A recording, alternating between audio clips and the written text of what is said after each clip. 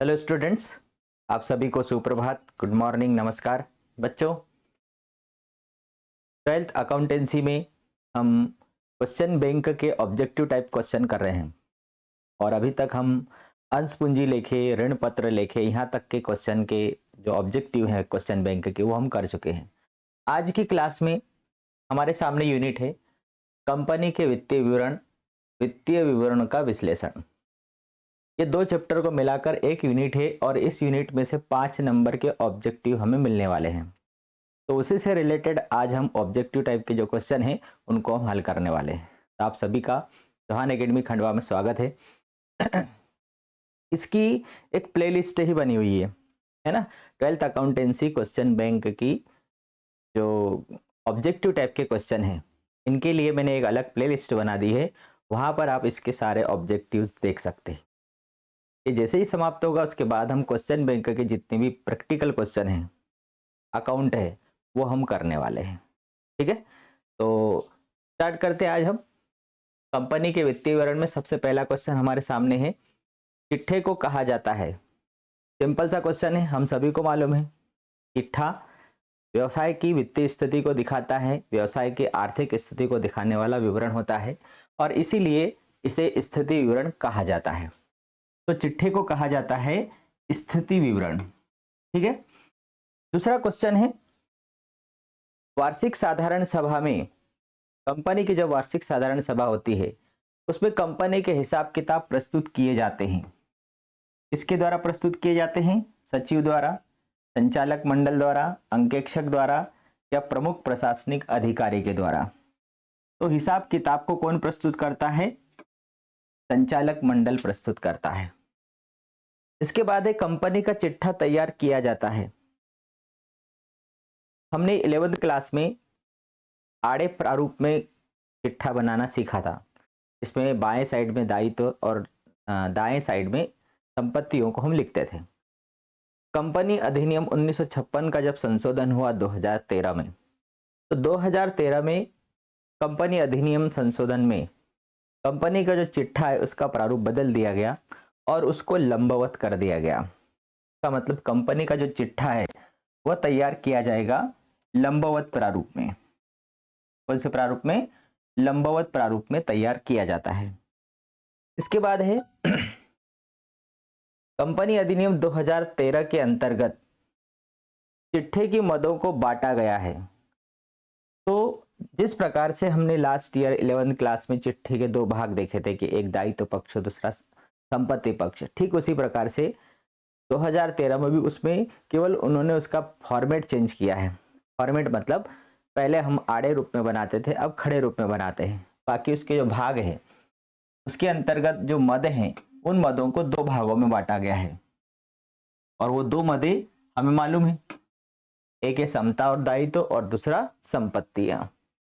फिर है आर्थिक चिट्ठा व्यवसाय का खालिस्तान दर्शाता है। तो आर्थिक चिट्ठे से हमें क्या पता चलता है? तो आर्थिक चिट्ठे से लाभ हानि तो पता नहीं चलेगा, है ना। लाभ हानि तथा वित्तीय स्थिति दोनों भी पता नहीं चलेगी। प्राप्त जोखिम भी नहीं पता चलेगी। हमें पता क्या चलेगा? व्यवसाय की वित्तीय स्थिति के बारे में हमें पता चलता है। आर्थिक स्थिति, वित्तीय स्थिति, पहले ऑब्जेक्टिव आया था उसमें मैंने ये बात बताई थी। इसके आगे है अंशधारियों की निधि में शामिल है। हमने कंपनी का चिट्ठा पढ़ा और कंपनी के चिट्ठे के प्रारूप में समता और दायित्व पक्ष में पहला ही शीर्षक है अंशधारियों का कोष। तो अंशधारियों की निधि मतलब अंशधारियों का कोष, उसमें क्या क्या शामिल है? तो उसमें एक तो अंश पूंजी शामिल है, संचय और आधिक्य शामिल है और अंश वारंट के लिए प्राप्त राशि शामिल है। अब यहाँ पर बोला है अंशधारियों की निधि में शामिल है, तो समता अंश पूंजी ये शामिल है, पूर्वाधिकार अंश पूंजी ये भी शामिल है, समता एवं पूर्वाधिकार अंश पूंजी ये भी शामिल है, समता अंश पूंजी, पूर्वाधिकार अंश पूंजी, पूंजी व संचय आधिक्य, मतलब ये सभी उसके अंतर्गत आ रहा है। इसलिए हमारा आंसर क्या आएगा? डी आंसर आएगा। ख्याति को चिट्ठे में दर्शाएंगे।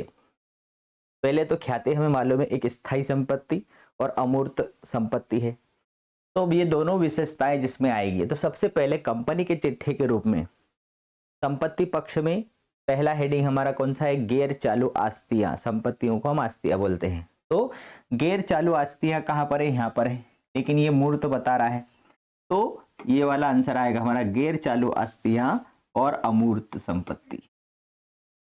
ठीक है, इसके बाद है आर्थिक चिट्ठे का प्रारूप कंपनी अधिनियम की किस सूची में वर्णित है।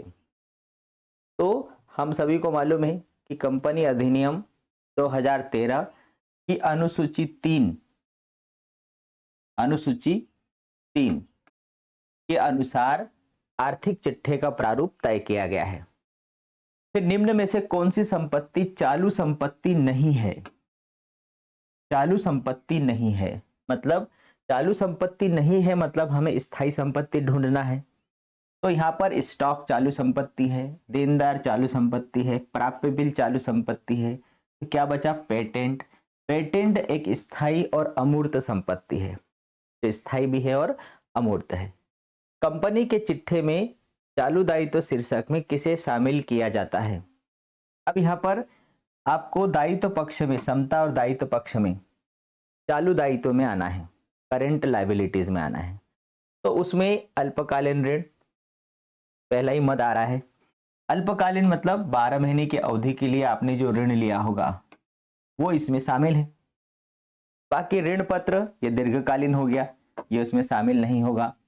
सावधिक ऋण ये भी एक निश्चित अवधि के लिए लिया जाता है, ये भी इसमें शामिल नहीं होगा। और बॉन्ड ये भी दीर्घकाल के लिए होता है, ये भी इसमें शामिल नहीं होगा। हमारा आंसर आ गया ए। अदत्त याचनाओं को घटाया जाता है। अदत्त याचनाएं स्टूडेंट्स आप सभी को मालूम होगा, जब हमने अंश पूंजी लेखे के अंतर्गत जनरल प्रविष्टियां की थी तो उसके अंतर्गत हमने देखा जब कंपनी के द्वारा याचनाएं की जाती है, प्रथम याचना, द्वितीय याचना, जब कोई अंशधारी याचना का भुगतान नहीं करता है वो कहलाती अदत्त याचना। अब जो अदत्त याचना का भुगतान नहीं करेगा तो उसे हम किस में से घटाएंगे, आधिक्य पूंजी में से तो नहीं घटाते, निर्गमित पूंजी में से भी नहीं घटाते, पेड अप कैपिटल मतलब जो प्राप्त हो गई है उसमें से तो घटाने का सवाल ही नहीं। मतलब हमने जितनी मांगी है, हमने 50,000 मांगा और उसमें से 500 रुपए नहीं मिला तो 50,000 में से 500 रुपए हम घटा देंगे, मतलब प्रार्थित पूंजी में से इसको घटाया जाता है। क्लियर। पूंजी संचय को आर्थिक चिट्ठे में किस शीर्षक के अंतर्गत दर्शाया जाता है। पूंजी संचय, मैंने बताया जितने भी संचय हैं वो सभी चालू दायित्व के अंतर्गत समता और दायित्व में इसके अंतर्गत आते हैं, संचय और आधिक्य के अंतर्गत आते हैं। जो अंशधारियों का कोष के अंतर्गत एक सब हेडिंग है संचय और आधिक्य, उसमें आएगा। फिर है प्रारंभिक व्यय चिट्ठे में निम्न शीर्षक के अधीन दर्शाया जाता है।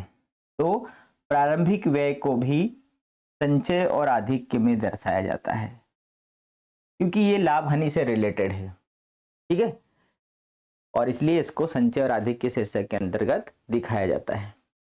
फिर है रिक्त स्थानों पर आ जाते हैं हम। रिक्त स्थानों में सबसे पहला रिक्त स्थान है हमारे लिए,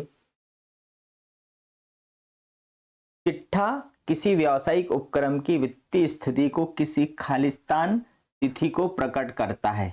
मतलब हमें सभी को मालूम है कि चिट्ठा हम एक किसी निश्चित तिथि को बनाते हैं, वर्ष के अंत में एक निश्चित तारीख को बनाते हैं। संपत्तियां सदैव समता एवं दायित्व के बराबर होती है। संपत्तियां सदैव समता और दायित्व के बराबर होती है। कंपनी अधिनियम 2013 के अंतर्गत चिट्ठा खालिस्तान प्रारूप में तैयार किया जाता है। कौन सा प्रारूप, तो हमें मालूम है लंबवत प्रारूप में। फिर है ख्याति, एक प्रकार की खालिस्तान और खालिस्तान संपत्ति है।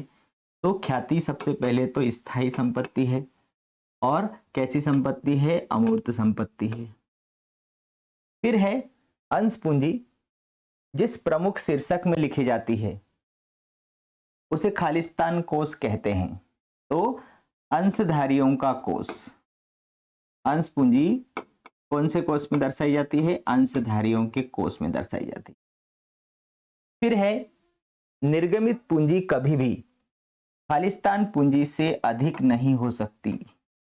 निर्गमित पूंजी कंपनी की जो अधिकृत पूंजी होती है, ऑथोराइज्ड कैपिटल होती है, उससे अधिक नहीं हो सकती, क्योंकि अधिकृत पूंजी मतलब कंपनी की फाइनल पूंजी, उससे ज्यादा नहीं हो सकती। चालू दायित्वों का निपटारा खालिस्तान के भीतर किया जाता है, मतलब चालू दायित्वों की जो उम्र होती है 12 माह की होती है, 12 माह के अंदर उनका भुगतान करना पड़ता है। खालिस्तान पर लाभांश का भुगतान नहीं किया जाता। तो अंश अधिपत्र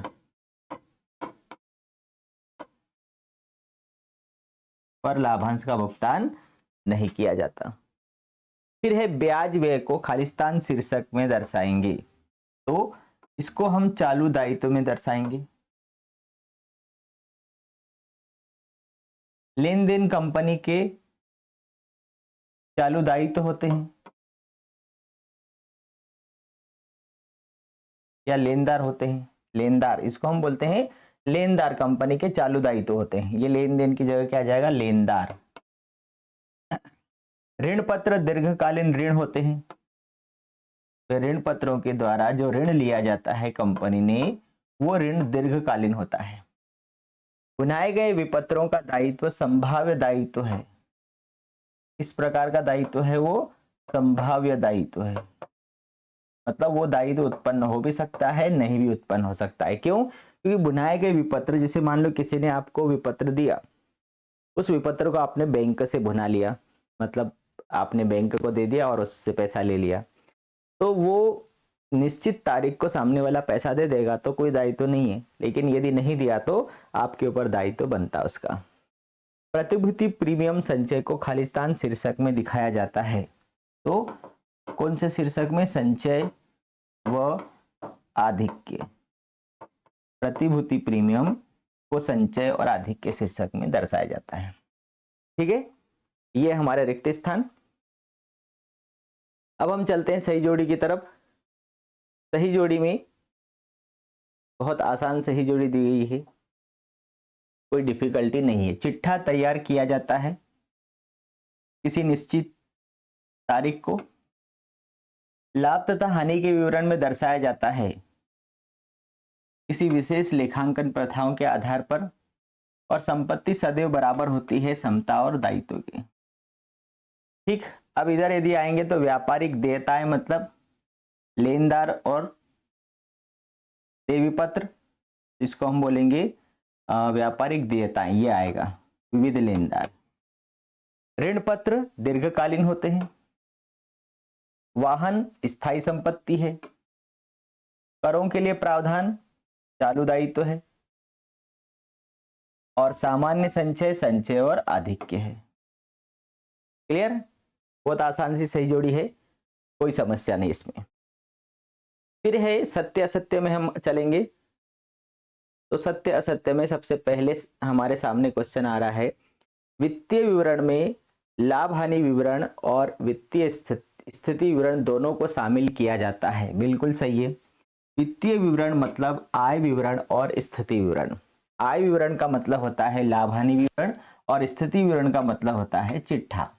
तो दोनों को शामिल किया जाता है, तो इसका मतलब सही आंसर है। फिर है दूसरा, वित्तीय विवरणों में व्यावसायिक उपक्रम के हिसाब किताब का सारांश दर्शाया जाता है। सारांशीकरण मतलब अंतिम खाते बनाना, और अंतिम खाते बनाना मतलब वित्तीय विवरण तैयार करना, तो ये भी सही है।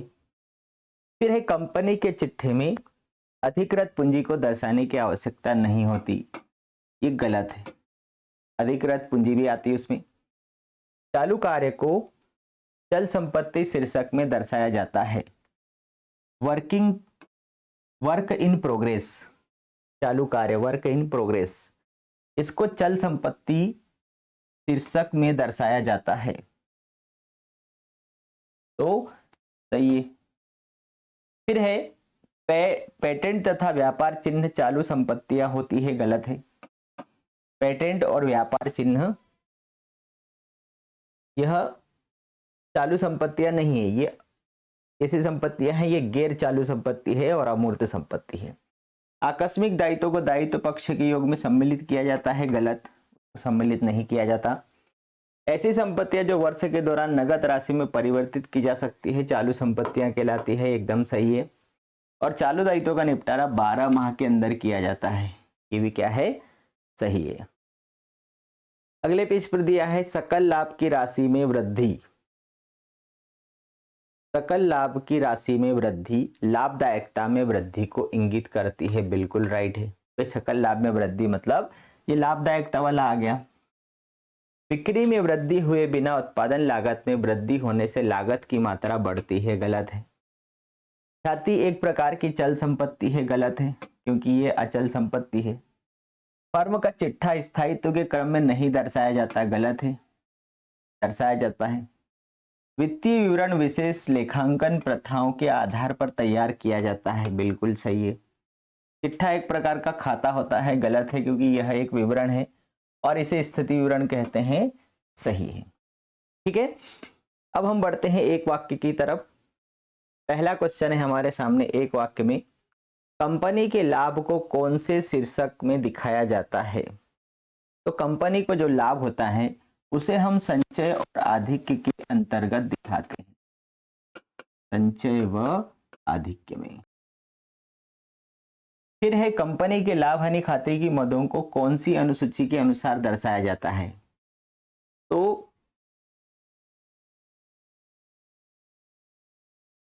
कंपनी अधिनियम 2013 की अनुसूची 2 में क्या आएगा,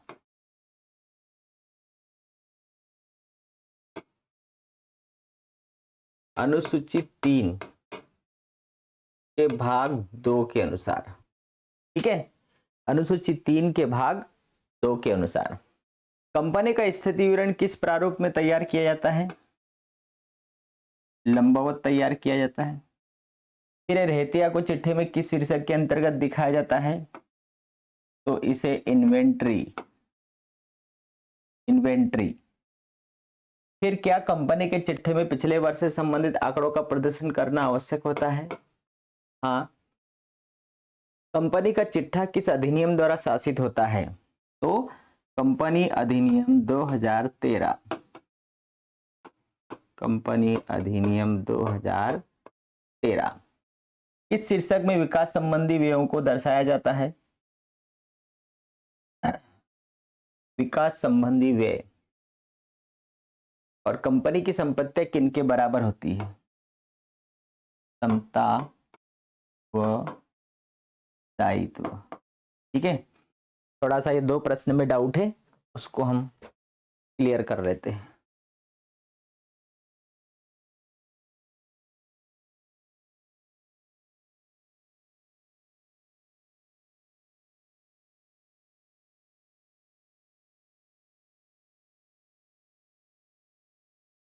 अनुसूची 3 के भाग 2, ये तो राइट है हमारा आंसर। और फिर है